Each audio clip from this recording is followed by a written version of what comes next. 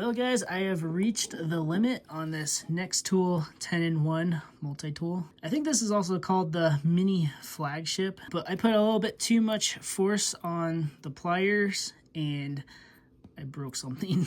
I was seeing if I could crimp a wire with the bottom of these, kind of like these SOG power points that have an actual wire crimper at the bottom. This is more of like a keychain tool, but I originally didn't break this.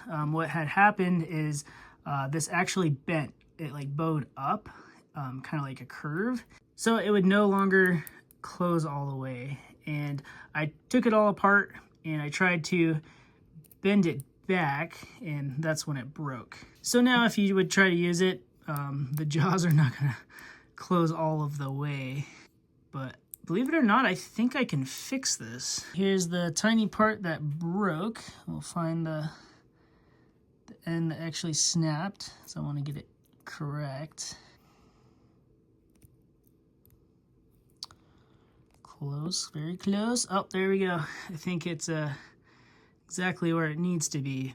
And now it'll work properly. However, we have to make sure that it doesn't come back off, so I think I'm gonna take this to the garage and stick a spot weld right there. I'll just keep it like this. So I'm gonna give that a shot. Worst case scenario, I could remove the plier head and just use the scissors and kind of mix and match exactly what tools I want to keep. And then I'd have to find some kind of spacer to put in there.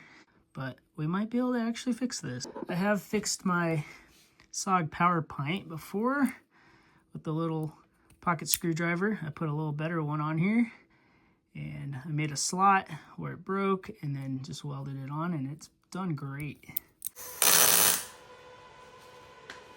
Unfortunately, the very first spot weld, it messed up that little tiny broken piece, which is understandable because it's so small.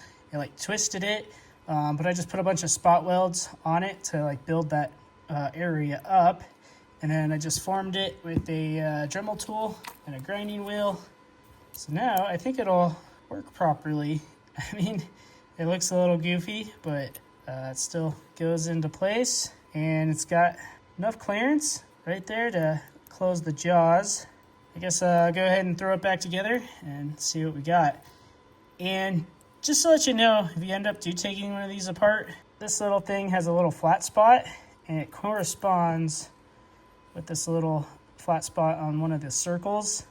And it's only on one side, and that just keeps this threaded pin from spinning, so you can tighten and loosen the bolts on each side independently.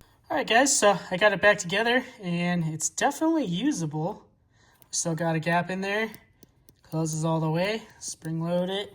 However, there's still a little bit of slop right here, so I probably took a little bit too much off with the Dremel.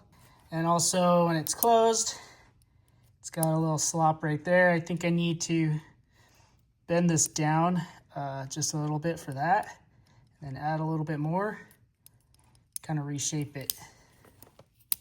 But since I got the welder out, might as well try to make it perfect.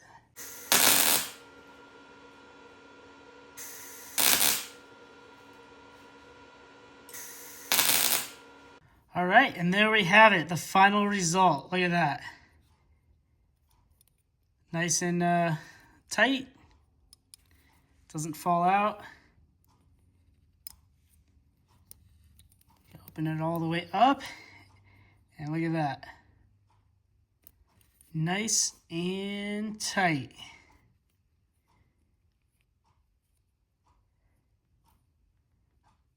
That's what it looks like. Definitely not perfect, but I did polish it up a little bit.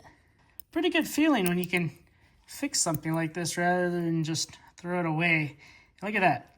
The gap is even a little bit better now.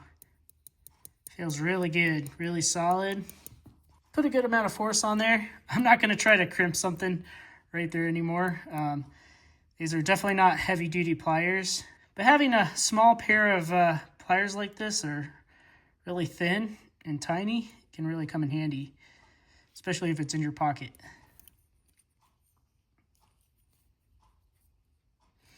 I actually just can't believe that worked.